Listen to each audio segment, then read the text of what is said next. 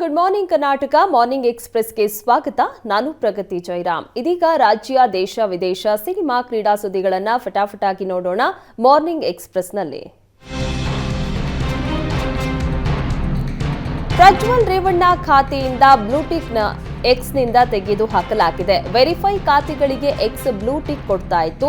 Subscription ಆಧಾರದಲ್ಲಿ ಎಕ್ಸ್‌ನಿಂದ blue tick ಸೇವೆ ಕೊಡಲಾಗ್ತಾ ಇತ್ತು. ಖಾತೆದಾರರ ವಿರುದ್ಧ ದೂರು ಬಂದರೂ ಬ್ಲೂಟಿಕ್ ವಾಪಸ್ ಪಡೆಯಲಾಗುತ್ತೆ. ಸದ್ಯ ಪ್ರಜ್ವಲ್ ರೇವಣ್ಣ ಖಾತೆಯಿಂದ ಬ್ಲೂಟಿಕ್ ಅನ್ನ ಎಕ್ಸ್ ತೆಗೆದಿದ್ದು ಯಾವ ಕಾರಣಕ್ಕೆ ಎಂಬುದನ್ನ ಮಾತ್ರ ಎಕ್ಸ್ ಸ್ಪಷ್ಟಪಡಿಸಿಲ್ಲ. ಅಶ್ಲೀಲ ಪೆನ್ಡ್ರೈವ್ ಪ್ರಕರಣದಲ್ಲಿ ಪ್ರಜ್ವಲ್ ರೇವಣ್ಣ ನಾಪತ್ತೆಯಾಗಿ 20 ದಿನ ಆಗಿದೆ. ಈವರೆಗೂ ಪ್ರಜ್ವಲ್ ರೇವಣ್ಣ ಯಾರ ಸಂಪರ್ಕಕ್ಕೂ ಸಿಕ್ಕಿಲ್ಲ. ಏಪ್ರಿಲ್ 27ರಂದು ನಾಪತ್ತೆಯಾದ ಪ್ರಜ್ವಲ್ ಇಂದು ಬರ್ತಾರೆ, ನಾಳೆ ಬರ್ತಾರೆ ಅಂತ ಎಸ್ಐಟಿ ಟೀಮ್ ಕಾದು ಕುಳಿತಿದೆ. ನಿನ್ನೆ ಪ್ರಜ್ವಲ್ ರೇವಣ್ಣ ಮ್ಯೂನಿಚ್ನಿಂದ ಬೆಂಗಳೂರಿಗೆ ಟಿಕೆಟ್ ಬುಕ್ ಮಾಡಿದ್ರು. ಆದರೆ ಪ್ರಜ್ವಲ್ ರೇವಣ್ಣ ಕೊನೆ ಕ್ಷಣದಲ್ಲಿ ಟಿಕೆಟ್ ಕ್ಯಾನ್ಸಲ್ ಮಾಡಿ ನಿರ್ಧಾರ ಬದಲಿಸಿದ್ದಾರೆ.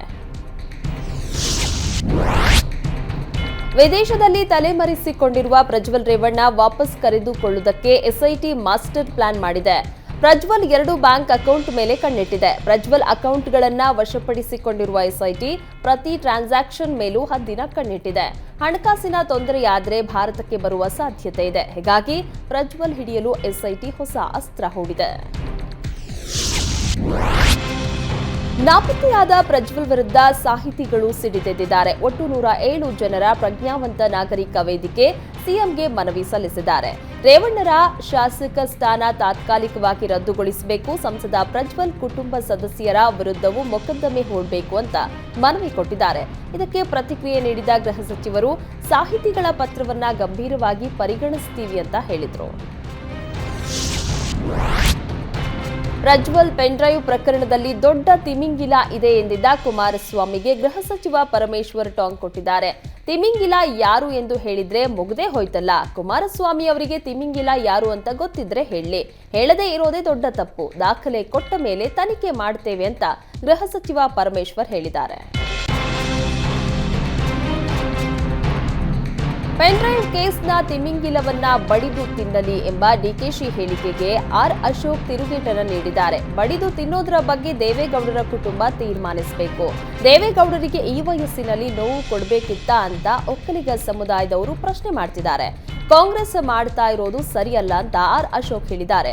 ಇದೇ ವೇಳೆ ರೇವಣ್ಣ ಕೇಸ್ ಬಗ್ಗೆಯೂ ಪ್ರತಿಕ್ರಿಯಿಸಿದ ಅಶೋಕ್, ರೇವಣ್ಣ ಬೇಲ್ ಕ್ಯಾನ್ಸಲ್ ಆಗ್ತಿದ್ದಂತೆ ಅರೆಸ್ಟ್ ಮಾಡಿದ್ರು. ಆದರೆ ಪ್ರಜ್ವಲ್ ರೇವಣ್ಣ ಮಾಜಿ ಕಾರು ಚಾಲಕನನ್ನ ಯಾಕೆ ಬಂಧಿಸಿಲ್ಲ ಅಂತ ಪ್ರಶ್ನಿಸಿದ್ದಾರೆ.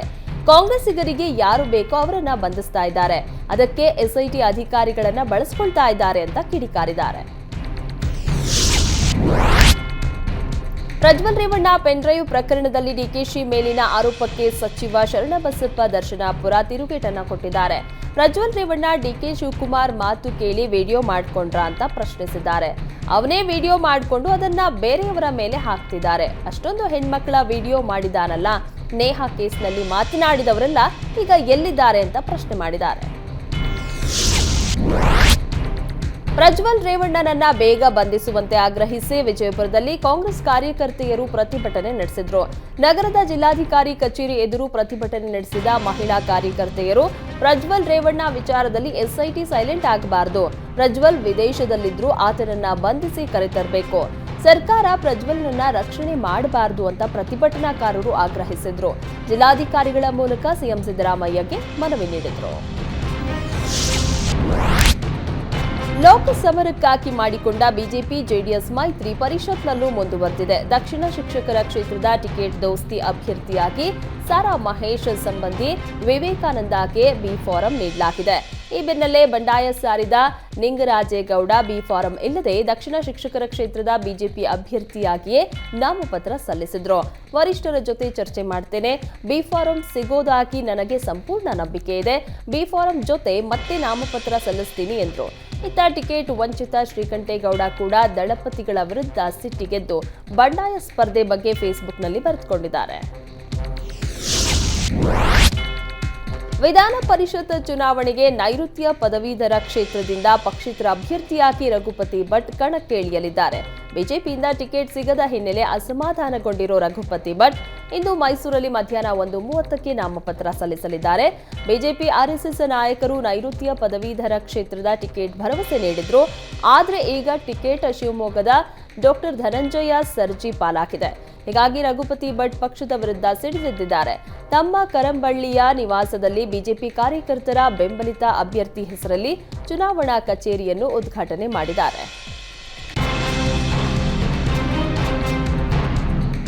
ನೈಋತ್ಯ ಪದವೀಧರ ಕ್ಷೇತ್ರದಿಂದ ಬಿಜೆಪಿ ಅಭ್ಯರ್ಥಿಯಾಗಿ ಡಾಕ್ಟರ್ ಧನಂಜಯ ಸರ್ಜಿ ಸ್ಪರ್ಧಿಸ್ತಾ ಇದ್ದಾರೆ.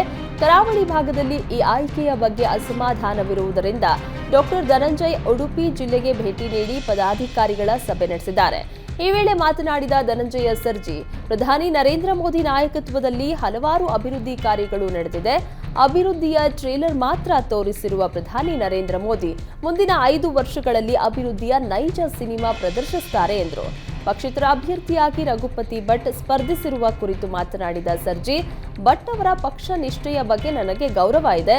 ಪಕ್ಷದ ಹಿರಿಯರು ಅವರೊಂದಿಗೆ ಮಾತನಾಡಿ ಈ ಸಮಸ್ಯೆಯನ್ನ ನಿಭಾಯಿಸುತ್ತಾರೆ ಅಂತ ವಿಶ್ವಾಸ ವ್ಯಕ್ತಪಡಿಸಿದ್ದಾರೆ.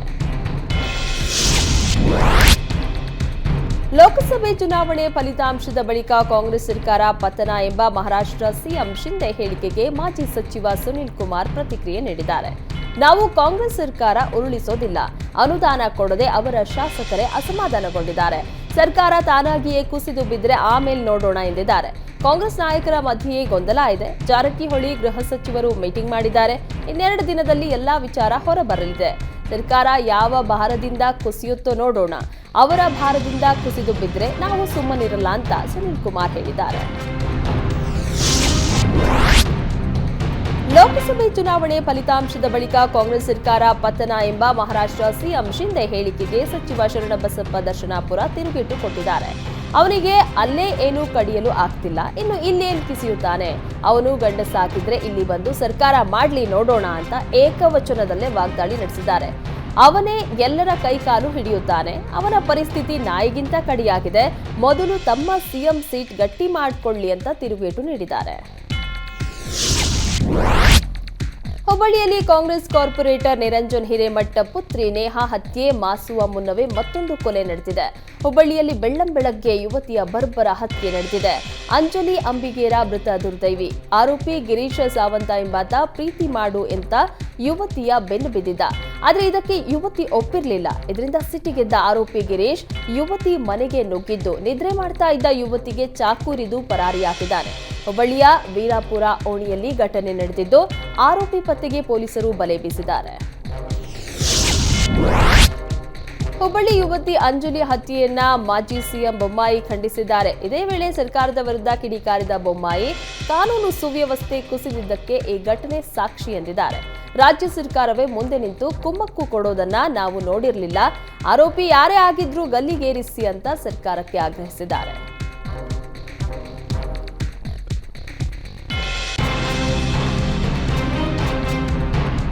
ಹುಬ್ಬಳ್ಳಿಯಲ್ಲಿ ನಡೆದ ಅಂಜಲಿ ಹತ್ಯೆ ಪೊಲೀಸ್ ನಿರ್ಲಕ್ಷ್ಯಕ್ಕೆ ಕಾರಣ ಎಂದು ಬಿಜೆಪಿ ಶಾಸಕ ಮಹೇಶ್ ತೆಂಗಿನಕಾಯಿ ಆರೋಪಿಸಿದ್ದಾರೆ. ನೇಹಾ ಹತ್ಯೆ ನಡೆದು ಬಹಳ ದಿನಗಳು ಕಳೆದಿಲ್ಲ, ಆಗಲೇ ಮತ್ತೊಂದು ಪ್ರಕರಣ ನಡೆದಿದೆ. ಇದರಲ್ಲಿ ಪೊಲೀಸ್ ಹಾಗೂ ಸರ್ಕಾರದ ವೈಫಲ್ಯ ಎದ್ದು ಕಾಣ್ತಾ ಇದೆ ಅಂತ ಆರೋಪಿಸಿದ್ದಾರೆ. ಗೃಹ ಇಲಾಖೆ ಕೇವಲ ಟ್ರಾನ್ಸ್ಫರ್ ವಿಚಾರದಲ್ಲಿ ಬ್ಯುಸಿಯಾಗಿದೆ. ಹತ್ಯೆ ಮಾಡಿರುವ ಆರೋಪಿ 1 ವಾರದ ಹಿಂದೆಯೇ ನೇಹಾ ಹತ್ಯೆಯಂತೆ ಕೊಲೆ ಮಾಡೋದಾಗಿ ಬೆದರಿಕೆ ಹಾಕಿದ್ದ. ಇದನ್ನ ಬೆಂಡಿಗೇರೆ ಪೊಲೀಸರ ಗಮನಕ್ಕೆ ತರಲಾಗಿತ್ತು.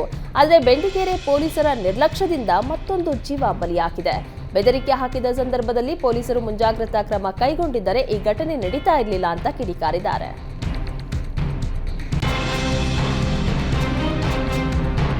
ರಾಯಚೂರು ಜಿಲ್ಲೆ ದೇವದುರ್ಗ ತಾಲೂಕಿನ ಗಬ್ಬೂರು ಗ್ರಾಮದಿಂದ ಮದಕರ್ಕಲ್ ಗ್ರಾಮದವರೆಗೆ ನಡೆದ ರಸ್ತೆ ಕಾಮಗಾರಿಯಲ್ಲಿ ಭಾರೀ ಗೋಲ್ಮಾಲ್ ನಡೆದಿರುವುದು ಬೆಳಕಿಗೆ ಬಂದಿದೆ.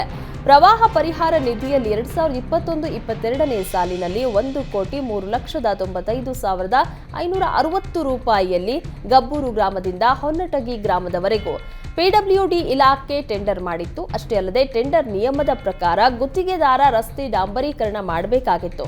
ಆದರೆ ಗುತ್ತಿಗೆದಾರ ಯಾವುದೇ ಕಾಮಗಾರಿ ಮಾಡದೆ ನಕಲಿ ಬಿಲ್ಗಳನ್ನು ಸೃಷ್ಟಿಸಿ ಸರ್ಕಾರಕ್ಕೆ ದಾಖಲೆಗಳನ್ನು ನೀಡಿ ಬಿಲ್ ಪಾಸ್ ಮಾಡಿಸಿಕೊಂಡ ಆರೋಪ ಕೇಳಿಬಂದಿದೆ. ವಿಜಯಪುರದ ಕೂಡಗಿ ಉಷ್ಣ ವಿದ್ಯುತ್ ಸ್ಥಾವರದ ಚಿಮಣಿಯಲ್ಲಿ ಕೇಬಲ್ ಅಳವಡಿಸುತ್ತಿದ್ದ ಕಾರ್ಮಿಕ ಆಯತಪ್ಪಿ 130 ಅಡಿ ಎತ್ತರದಿಂದ ಬಿದ್ದು ಮೃತಪಟ್ಟಿದ್ದಾರೆ. ಉತ್ತರ ಪ್ರದೇಶದ ಗಾಜಿಪುರ ಮೂಲದ 32 ವರ್ಷದ ಕಿಶನ್ ಕುಮಾರ್ ಭಾರದ್ವಾಜ್ ಮೃತ ದುರ್ದೈವಿ. ಮೃತ ಕಾರ್ಮಿಕನ ಕುಟುಂಬಕ್ಕೆ ಪರಿಹಾರ ನೀಡುವಂತೆ ಎನ್ಐಪಿಸಿ ಎದುರು ಕಾರ್ಮಿಕರು ಪ್ರತಿಭಟನೆ ನಡೆಸಿದ್ದಾರೆ. ಬೆಂಗಳೂರಿನಲ್ಲಿ ಶಿಥಿಲಗೊಂಡ ಕಟ್ಟಡಗಳ ತೆರವಿಗೆ ಬಿಬಿಎಂಪಿ ಸೂಚನೆ ನೀಡಿದೆ. ಅಪಾಯದ ಅಂಚಿನಲ್ಲಿರುವ ಕಟ್ಟಡಗಳ ಪಟ್ಟಿ ಸಿದ್ಧಪಡಿಸಿರುವ ಪಾಲಿಕೆ ಕಟ್ಟಡದ ಮಾಲೀಕರಿಗೆ ನೋಟಿಸ್ ಜಾರಿ ಮಾಡುವುದಕ್ಕೆ ಸಜ್ಜಾಗಿದೆ. ಸದ್ಯ ಶಿಥಿಲಾವಸ್ಥೆಯಲ್ಲಿರುವ ಸುಮಾರು 629 ಕಟ್ಟಡಗಳಲ್ಲಿ 423 ಕಟ್ಟಡ ಮಾಲೀಕರಿಗೆ ನೋಟಿಸ್ ನೀಡಲಾಗಿದೆ. ತಕ್ಷಣ ಕಟ್ಟಡವನ್ನ ಡೆಮಾಲಿಷ್ ಮಾಡಬೇಕು, ಇಲ್ಲವಾದರೆ ಕಟ್ಟಡ ಡೆಮಾಲಿಷ್ ನಾವೇ ಮಾಡ್ತೀವಿ ಅಂತ ಎಚ್ಚರಿಸಲಾಗಿದೆ. ನಿಫಾ, ಕೋವಿಡ್, ಹಕ್ಕಿ ಜ್ವರ, ಹಂದಿ ಜ್ವರ ಆಯಿತು. ಈಗ ವೆಸ್ಟ್ ನೈಲ್ ಜ್ವರದ ಭೀತಿ ಶುರುವಾಗಿದೆ. ಕೇರಳದಲ್ಲಿ ಹೆಚ್ಚಾದ ವೆಸ್ಟ್ ನೈಲ್ ಜ್ವರದಿಂದ ಮೈಸೂರು ಗಡಿಭಾಗದಲ್ಲಿ ಹೈ ಅಲರ್ಟ್ ಘೋಷಿಸಲಾಗಿದೆ. ಬಾವಲಿ ಚೆಕ್ಪೋಸ್ಟ್ನಲ್ಲಿ ಆರೋಗ್ಯಾಧಿಕಾರಿಗಳಿಂದ ತಪಾಸಣೆ ಹಾಗೂ ಜಾಗೃತಿ ಮೂಡಿಸುವ ಕೆಲಸ ನಡೀತಾ ಇದೆ. ಕೇರಳದಲ್ಲಿ ಕಾಣಿಸಿಕೊಂಡ ಜ್ವರಕ್ಕೆ ಮೈಸೂರು ಗಡಿಭಾಗದಲ್ಲಿ ಅಲರ್ಟ್ ಮಾಡಲಾಗಿದೆ. ಮಾದಕ ವಸ್ತು ಎಂಡಿಎಂಎ ಸಾಗಾಟ ಮಾಡ್ತಾ ಇದ್ದ 4ರನ್ನ ಮಂಗಳೂರು ಸಿಸಿಬಿ ಪೊಲೀಸರು ಬಂಧಿಸಿದ್ದಾರೆ. ಬೆಂಗಳೂರಿನಿಂದ ಮಂಗಳೂರಿಗೆ ಸಾಗಿಸ್ತಾ ಇದ್ದ ವೇಳೆ ದಾಳಿ ನಡೆಸಿ ಆರೋಪಿಗಳನ್ನ ಬಂಧಿಸಲಾಗಿದೆ. ಬಂಧಿತರನ್ನ ಮೊಹಮ್ಮದ್ ಅಮೀನ್ ರಾಫಿ, ಮೊಹಮ್ಮದ್ ಸಿನಾನ್, ಅಬ್ದುಲ್ಲಾ, ಮೊಹಮ್ಮದ್ ನೌಮಾನ್, ಮೊಹಮ್ಮದ್ ಸಫಿ ಅಂತ ಗುರುತಿಸಲಾಗಿದೆ. ಬಂಧಿತರಿಂದ 6.5 ಲಕ್ಷ ರೂಪಾಯಿ ಮೌಲ್ಯದ ಮಾದಕ ವಸ್ತುಗಳನ್ನು ವಶಕ್ಕೆ ಪಡೆಯಲಾಗಿದೆ. ಸಿನಿಮೀಯ ರೀತಿಯಲ್ಲಿ ಅಂತರ್ಜಿಲ್ಲಾ ಖತರ್ನಾಕ್ ಕಳ್ಳರನ್ನ ಶಿರಸಿ ಪೊಲೀಸರು ಬಂಧಿಸಿದ್ದಾರೆ. ರಾತ್ರಿ ವೇಳೆ ಕಳ್ಳತನಕ್ಕೆ ಇಳಿತಾ ಇದ್ರು. ಅದೇ ಹಣದಲ್ಲೇ ಹುಡುಗಿಯರನ್ನ ಕರೆತಂದು ಲಾಡ್ಜ್ನಲ್ಲಿ ಮಜಾ ಮಾಡ್ತಾ ಇದ್ರು. ಬರೋಬ್ಬರಿ 15ಕ್ಕೂ ಹೆಚ್ಚು ಪ್ರಕರಣದಲ್ಲಿ ಭಾಗಿಯಾಗಿದ್ದ ಆರೋಪಿಗಳು ಕೊನೆಗೂ ಪೊಲೀಸ್ ಬಲೆಗೆ ಬಿದ್ದಿದ್ದಾರೆ. ಭಟ್ಕಳದ ನಿವಾಸಿಗಳಾದ ಅಬ್ರಾರ್ ಶೇಖ್, ಮೊಹಮ್ಮದ್ ರಾಹಿಕ್, ಮೊಹಮ್ಮದ್ ತಾಬಿನ್ ಬಂಧಿತ ಆರೋಪಿಗಳಾಗಿದ್ದಾರೆ. ಮಂಥನ ಬೆಂಗಳೂರು ವತಿಯಿಂದ western media narratives on India from Gandhi to Modi ಪುಸ್ತಕ ಬಿಡುಗಡೆಯಾಗಿದೆ. ಬೆಂಗಳೂರು ವಿವಿಯ ಕುಲಪತಿ ಡಾಕ್ಟರ್ ಜಯಕರ್ ಶೆಟ್ಟಿ ಪುಸ್ತಕ ಬಿಡುಗಡೆ ಮಾಡಿದ್ರು. ಮಲ್ಲೇಶ್ವರಂನ ಶ್ರೀ ಕೃಷ್ಣದೇವರಾಯ ಕಲಾಮಂದಿರದಲ್ಲಿ ನಡೆದ ಕಾರ್ಯಕ್ರಮದಲ್ಲಿ ಪುಸ್ತಕದ ಲೇಖಕರು ಸೇರಿದಂತೆ ಸಾಹಿತ್ಯಾಸಕ್ತರು, ಓದುಗರು ಪಾಲ್ಗೊಂಡಿದ್ರು.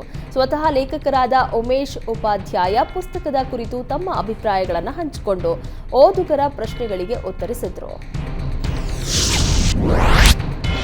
ಬಿಡಿಎಯಿಂದ ಮತ್ತೊಂದು ಹೊಸ ಲೇಔಟ್ ನಿರ್ಮಾಣಕ್ಕೆ ಪ್ಲಾನ್ ಮಾಡಲಾಗಿದೆ. ಬರೋಬ್ಬರಿ 2105 ಎಕರೆ ಜಾಗದಲ್ಲಿ ಕೆಂಪೇಗೌಡ ಬಡಾವಣೆ ಎಕ್ಸ್ಟೆನ್ಷನ್ಗೆ ಬಿಡಿಎ ಸಿದ್ಧತೆ ಮಾಡಿಕೊಂಡಿದೆ. ಈಗಾಗಲೇ 4043 ಎಕರೆ ಜಾಗದಲ್ಲಿ ನಾಡಪ್ರಭು ಕೆಂಪೇಗೌಡ ಲೇಔಟ್ ನಿರ್ಮಾಣವಾಗಿದ್ದು, ಮೊದಲ ಹಂತದಲ್ಲಿ 10,000 ಸೈಟ್ ಹಂಚಿಕೆಯಾಗಿದೆ.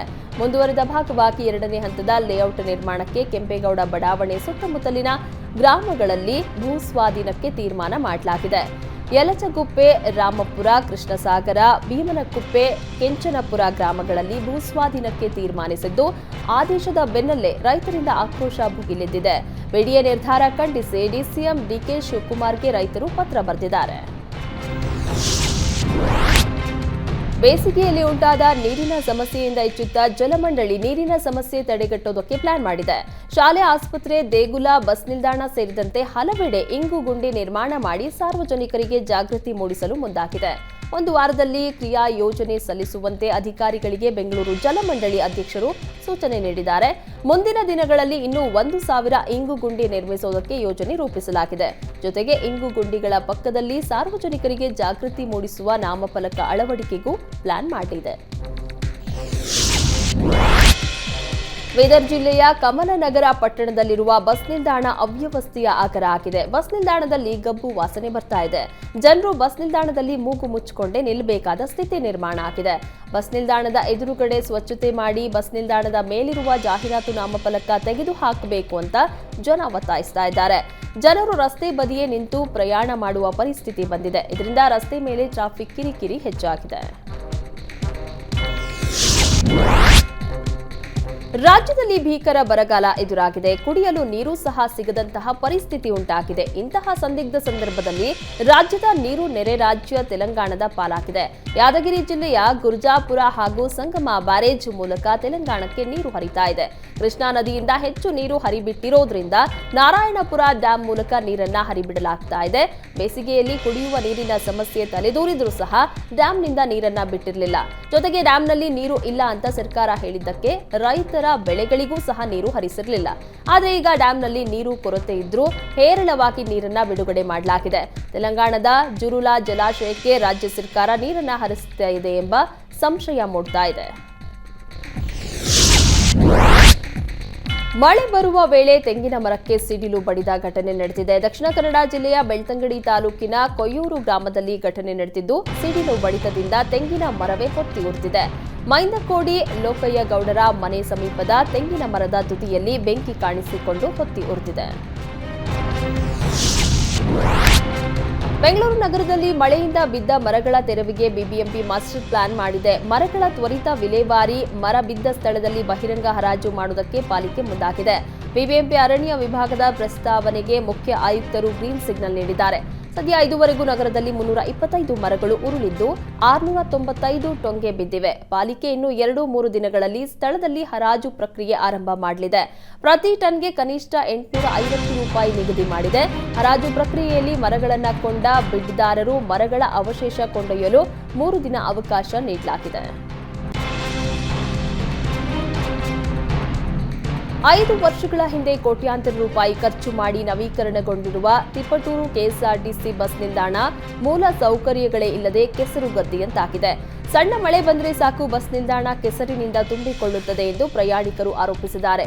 ಅವೈಜ್ಞಾನಿಕ ಕಾಮಗಾರಿ ಅವ್ಯವಸ್ಥೆಯಿಂದ ಸಾರ್ವಜನಿಕರಿಗೆ ಭಾರಿ ತೊಂದರೆ ಆಗ್ತಾ ಇದೆ. ಸರಿ ಮಾಡಿ ಅಂದ್ರೆ ಅಧಿಕಾರಿಗಳು ಕ್ಯಾರೆ ಅಂತಿಲ್ಲ ಅಂತ ಜನ ಹಿಡಿಶಾಪ ಹಾಕ್ತಿದ್ದಾರೆ.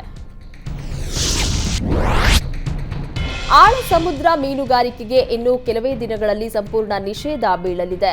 ಮೇ 31ರಿಂದ 2 ತಿಂಗಳು ಆಳ ಸಮುದ್ರ ಮೀನುಗಾರಿಕೆ ಸಂಪೂರ್ಣ ಬಂದ್ ಆಗಲಿದೆ. ಜೂನ್-ಜುಲೈ ತಿಂಗಳಲ್ಲಿ ಮೀನುಗಳು ಸಂತಾನೋತ್ಪತ್ತಿಯಲ್ಲಿ ತೊಡಗುವ ಕಾರಣ ಮೀನುಗಾರಿಕೆಗೆ ನಿಷೇಧ ಹೇರಲಾಗಿದೆ. ನಾಡದೋಣಿಯ ಮೂಲಕ ಕೇವಲ ಸಾಂಪ್ರದಾಯಿಕ ಮೀನುಗಾರರಿಗೆ ಮಾತ್ರ ಮೀನುಗಾರಿಕೆಗೆ ಅವಕಾಶ ದೊರೆಯಲಿದೆ. ಕೇಂದ್ರದಲ್ಲಿ ಇಂಡಿಯಾ ಕೂಟ ಅಧಿಕಾರಕ್ಕೆ ಬಂದರೆ 10 ಕೆಜಿ ಉಚಿತ ಪಡಿತರ ನೀಡುತ್ತೇವೆ ಎಂದು ಎಐಸಿಸಿ ಅಧ್ಯಕ್ಷ ಮಲ್ಲಿಕಾರ್ಜುನ ಖರ್ಗೆ ಘೋಷಿಸಿದ್ದಾರೆ. ತೆಲಂಗಾಣ ಮತ್ತು ಕರ್ನಾಟಕ ಸೇರಿದಂತೆ ಕಾಂಗ್ರೆಸ್ ಆಡಳಿತದ ರಾಜ್ಯಗಳಲ್ಲಿ ನಾವು ಈಗಾಗಲೇ ಇದನ್ನ ಮಾಡಿದ್ದೇವೆ. ಹೀಗಾಗಿ ನಾನು ಇದನ್ನ ಗ್ಯಾರಂಟಿಯಿಂದ ಹೇಳುತ್ತಿದ್ದೇನೆ ಅಂತ ಅವರು ಹೇಳಿದರು. ಇನ್ನು ಬಿಜೆಪಿ ತನ್ನ ಪ್ರಣಾಳಿಕೆಯಲ್ಲಿ 2029ರವರೆಗೆ 5 ಕೆಜಿ ಉಚಿತ ಪಡಿತರ ನೀಡುವ ಯೋಜನೆಯನ್ನ ಮುಂದುವರಿಸುವುದಾಗಿ ಘೋಷಿಸಿತ್ತು. ಸೇನೆಯಲ್ಲಿ ಬಡವ ಶ್ರೀಮಂತ ಎಂದು ವಿವಾದ ಸೃಷ್ಟಿಸಿದ್ದ ರಾಹುಲ್ ಗಾಂಧಿ ಹೇಳಿಕೆಯನ್ನ ಖಂಡಿಸಿ ಬಿಜೆಪಿ ಚುನಾವಣಾ ಆಯೋಗಕ್ಕೆ ದೂರನ್ನ ಸಲ್ಲಿಸಿದೆ. ನರೇಂದ್ರ ಮೋದಿ ಸರ್ಕಾರ 2 ರೀತಿಯ ಸೇನೆಯನ್ನ ಸೃಷ್ಟಿಸಿದೆ. ಒಂದು ಬಡ ಕುಟುಂಬ ಮತ್ತು ಮೀಸಲಾತಿಯಿಂದ ಬಂದವರು, ಇನ್ನೊಂದು ವರ್ಗ ಶ್ರೀಮಂತ ಹಿನ್ನೆಲೆಯಿಂದ ಬಂದವರು ಎಂದು ಸೇನೆ ಬಗ್ಗೆ ಕೆಲ ದಿನಗಳ ಹಿಂದೆ ರಾಹುಲ್ ಗಾಂಧಿ ಹೇಳಿಕೆ ನೀಡಿದ್ರು. ಅಗ್ನಿಪಥ್ ಯೋಜನೆ ಕುರಿತಾಗಿ ಟೀಕಿಸುವಾಗ ಈ ರೀತಿ ಹೇಳಿಕೆಯನ್ನ ರಾಹುಲ್ ಗಾಂಧಿ ನೀಡಿದ್ರು. ಜಿಎಸ್ಟಿ ಸಂಬಂಧಿಸಿದ ಎಲ್ಲ ಪ್ರಕರಣಗಳಲ್ಲಿ ಬಂಧನದ ಅವಶ್ಯಕತೆ ಇಲ್ಲ ಎಂದು ಕೇಂದ್ರ ಸರ್ಕಾರಕ್ಕೆ ಸುಪ್ರೀಂ ಕೋರ್ಟ್ ಹೇಳಿದೆ. ಅಪರಾಧಿಕತೆಯನ್ನ ಸಾಬೀತು ಮಾಡಲು ವಿಶ್ವಾಸಾರ್ಹವಾದ ಸಾಕ್ಷ್ಯಗಳು ಇದ್ದಾಗ ಮಾತ್ರ ಬಂಧನಕ್ಕೆ ಮುಂದಾಗಬಹುದು ಅಂತ ಹೇಳಿದೆ. ತನಿಖೆ ಪೂರ್ಣಗೊಳ್ಳಬೇಕು ಎಂದಾದರೆ ಬಂಧನ ಆಗಲೇಬೇಕು ಎಂದು ಶಾಸನ ಹೇಳೋದಿಲ್ಲ. ಶಾಸನದ ಉದ್ದೇಶ ಬಂಧನ ಅಲ್ಲ. ಜಿಎಸ್ಟಿಗೆ ಸಂಬಂಧಿಸಿದ ಪ್ರತಿ ಪ್ರಕರಣದಲ್ಲಿಯೂ ಬಂಧಿಸುವ ಅಗತ್ಯ ಇಲ್ಲ ಎಂದು ಪೀಠದ ಹೆಚ್ಚುವರಿ ಸಾಲಿಸಿಟರ್ ಜನರಲ್ ಎಸ್ವಿ ರಾಜು ಅವರನ್ನ ಉದ್ದೇಶಿಸಿ ಸುಪ್ರೀಂ ಕೋರ್ಟ್ ಹೇಳಿದೆ. ಕೇರಳಕ್ಕೆ ಮುಂಗಾರು ಮಳೆ ಮೇ 31ರಂದು ಪ್ರವೇಶಿಸುವ ಸಾಧ್ಯತೆ ಇದೆ ಎಂದು ಭಾರತೀಯ ಹವಾಮಾನ ಇಲಾಖೆ ಮುನ್ಸೂಚನೆ ನೀಡಿದೆ. ಈ ವರ್ಷ ನೈಋತ್ಯ ಮುಂಗಾರು ಮೇ 31ರ ವೇಳೆಗೆ ಕೇರಳ ಪ್ರವೇಶಿಸುವ ಸಂಭವವಿದೆ. ಈ ದಿನಾಂಕದಲ್ಲಿ 4 ದಿನ ಹಿಂದು ಮುಂದು ಆಗಬಹುದು. ಈ ಬಾರಿ ಮುಂಗಾರು ಮುಂಚಿತವಾಗಿಯೇ ಪ್ರವೇಶ ಮಾಡುತ್ತಿಲ್ಲ. ಸಾಮಾನ್ಯವಾಗಿ ಜೂನ್ 1ರಂದು ಮುಂಗಾರು ಮಾರುತಗಳು ಕೇರಳ ಪ್ರವೇಶಿಸುವ ವಾಡಿಕೆ ಹೊಂದಿದ್ದು, ಅದೇ ಸಮಯವೇ ಈ ವರ್ಷವೂ ಪಾಲನೆ ಆಗಬಹುದು ಅಂತ ಹೇಳಿದೆ. ಆರ್ಸಿಬಿ ಮತ್ತು ಡೆಲ್ಲಿ ಕ್ಯಾಪಿಟಲ್ಸ್ ಪಂದ್ಯ ವೀಕ್ಷಣೆ ವೇಳೆ ಕಳಪೆ ಆಹಾರ ನೀಡಿದ ಆರೋಪದ ಅಡಿಯಲ್ಲಿ ಕೆಎಸ್ಸಿಎ ಮ್ಯಾನೇಜ್ಮೆಂಟ್ ವಿರುದ್ಧ ಎಫ್ಐಆರ್ ದಾಖಲಾಗಿದೆ. ಪಂದ್ಯ ವೀಕ್ಷಣೆಗೆ ಬಂದಿದ್ದ 23 ವರ್ಷದ ಚೈತನ್ಯ ಎಂಬಾತ ಕೊಟ್ಟ ದೂರಿನ ಅನ್ವಯ ಎಫ್ಐಆರ್ ಮಾಡಲಾಗಿದೆ. ಮೇ 12ನೇ ತಾರೀಕಿನಂದು ಡೆಲ್ಲಿ ಕ್ಯಾಪಿಟಲ್ಸ್ ಹಾಗೂ ಆರ್ಸಿಬಿ ಪಂದ್ಯ ನಡೆದಿತ್ತು. ಈ ವೇಳೆ ಸ್ಲ್ಯಾಂಡ್ಗೆ ಕ್ಯಾಂಟೀನ್ನಿಂದ ಬಂದಿದ್ದ ಊಟ ಸೇವಿಸಲಾಗಿತ್ತು. ಊಟ ಸೇವಿಸಿದ ಕೆಲವೇ ನಿಮಿಷಗಳಲ್ಲಿ ಹೊಟ್ಟೆ ತೊಳೆಸಿದಂತಾಗಿದೆ. ಸ್ಟೇಡಿಯಂ ಸಿಬ್ಬಂದಿ ನೆರವಿನಿಂದ ಸ್ಟೇಡಿಯಂ ಹೊರಗಿದ್ದ ಆಂಬ್ಯುಲೆನ್ಸ್ನಲ್ಲಿ ಪ್ರಾಥಮಿಕ ಚಿಕಿತ್ಸೆಯನ್ನು ನೀಡಲಾಗಿತ್ತು. ಬಳಿಕ ಖಾಸಗಿ ಆಸ್ಪತ್ರೆಗೆ ದಾಖಲಿಸಿದಾಗ ವೈದ್ಯರು ಫುಡ್ ಪಾಯ್ಸನ್ನಿಂದಲೇ ಹೀಗಾಗಿದೆ ಅಂತ ದೃಢಪಡಿಸಿದ್ರು. ಈ ಸಂಬಂಧ ತಮ್ಮ ಆರೋಗ್ಯ ಹದಗೆಡಲು ಕ್ಯಾಂಟೀನ್ನಲ್ಲಿ ನೀಡಿದ ಆಹಾರವೇ ಕಾರಣ ಅಂತ ಆರೋಪಿಸಿದ್ದಾರೆ. ಭಾರತ ಕ್ರಿಕೆಟ್ ತಂಡದ ಮಾಜಿ ಕೋಚ್ ರವಿಶಾಸ್ತ್ರಿ ಶ್ರೀಕೃಷ್ಣ ಮಠಕ್ಕೆ ಭೇಟಿ ನೀಡಿ ದರ್ಶನ ಪಡೆದರು. ಪರ್ಯಾಯ ಶ್ರೀ ಪುತ್ತಿಗೆ ಮಠದ ಶ್ರೀ ಸುಗುಣೇಂದ್ರ ತೀರ್ಥ ಶ್ರೀಪಾದರು ಹಾಗೂ ಕಿರಿಯ ಶ್ರೀಪಾದರಿಂದ ಅನುಗ್ರಹ ಪಡೆದರು. ಈ ಸಂದರ್ಭದಲ್ಲಿ ಪರ್ಯಾಯ ಶ್ರೀಪಾದರ ಮುಖ್ಯ ಯೋಜನೆಗಳಲ್ಲೊಂದಾದ ಕೋಟಿ ಗೀತ ಲೇಖನ ಯಜ್ಞದ ದೀಕ್ಷೆ ಸ್ವೀಕರಿಸಿ ಮೆಚ್ಚುಗೆ ವ್ಯಕ್ತಪಡಿಸಿದ್ದಾರೆ.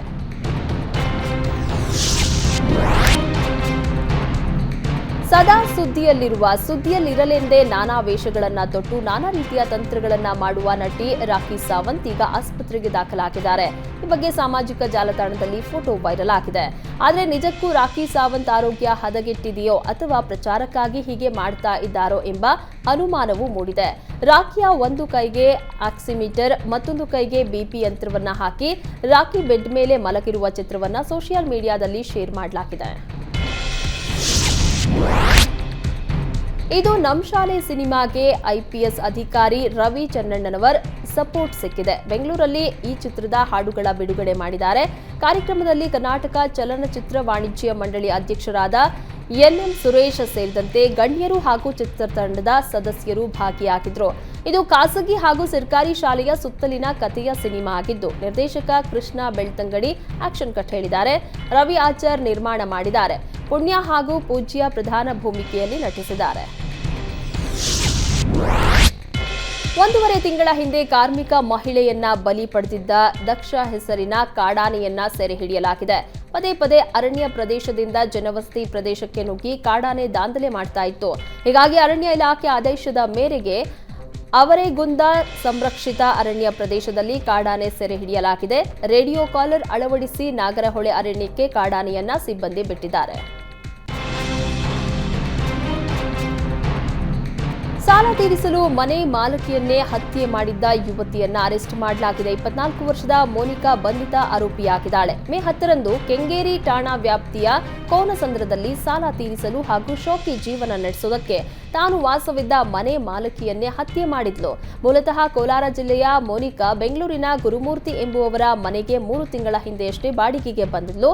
ಶೋಕಿಗಾಗಿ ವಿಪರೀತ ಕೈಸಾಲ ಮಾಡಿಕೊಂಡಿದ್ದ ಮೋನಿಕಾ ಮನೆ ಮಾಲೀಕಿ ದಿವ್ಯಾಳನ್ನ ಕೊಲೆ ಮಾಡಿ ಕುತ್ತಿಗೆಯಲ್ಲಿದ್ದ 36 ಗ್ರಾಂ ಚಿನ್ನದ ಸರ ಕಸಿದು ಎಸ್ಕೇಪ್ ಆಗಿದ್ಲು.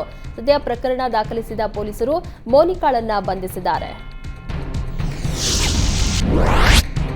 ಇತ್ತೀಚೆಗಷ್ಟೇ ಬೆಂಗಳೂರು ನೀರಿನ ಸಮಸ್ಯೆಗಾಗಿ ಸುದ್ದಿಯಲ್ಲಿತ್ತು. ಇದೀಗ ಮಹಾನಗರ ಪಾಲಿಕೆಯ ನಿರ್ಲಕ್ಷ್ಯದಿಂದ ಮತ್ತೊಮ್ಮೆ ಸುದ್ದಿಯಾಗ್ತಾ ಇದೆ. ಸಿಲಿಕಾನ್ ಸಿಟಿ ಬೆಂಗಳೂರಿನ ಪ್ರಮುಖ ರಸ್ತೆಗಳಲ್ಲಿ ಕಸದ ರಾಶಿ ಬಿದ್ದಿರೋದಕ್ಕೆ ಬಯೋಕಾನ್ ಮುಖ್ಯಸ್ಥೆ ಕಿರಣ್ ಮಜುಂದಾರ್ ಕಿಡಿಕಾರಿದ್ದಾರೆ. ಬೆಂಗಳೂರಿನ ರಸ್ತೆಗಳಲ್ಲಿ ಕಸ ತುಂಬಿ ತುಳುಕ್ತಾ ಇರುವ ವಿಡಿಯೋವನ್ನ ಸಾಮಾಜಿಕ ಜಾಲತಾಣ ಎಕ್ಸ್ನಲ್ಲಿ ಶೇರ್ ಮಾಡುವ ಮೂಲಕ ಬೆಂಗಳೂರು ನಗರವನ್ನ ಸ್ವಚ್ಛಗೊಳಿಸಲು ಕೂಡಲೇ ಬಿಬಿಎಂಪಿ ಅಧಿಕಾರಿಗಳು ಗಮನ ಹರಿಸಿ ಕಾರ್ಯನಿರ್ವಹಿಸಬೇಕು ಅಂತ ಕಿರಣ್ ಮಜುಂದಾರ್ ಆಗ್ರಹಿಸಿದ್ದಾರೆ.